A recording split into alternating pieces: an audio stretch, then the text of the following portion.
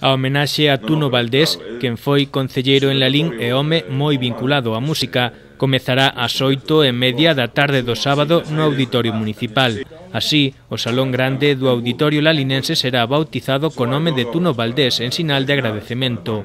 A homenaxe completarase cun concerto da Banda de Música de Lalín, o tradicional na celebración do cocido. Este ano vamos contar con Nissan como solista en unha pieza en violonchelo, ¿no? Sí. Donde tocará unha pieza en violonchelo. De Johan de Meija.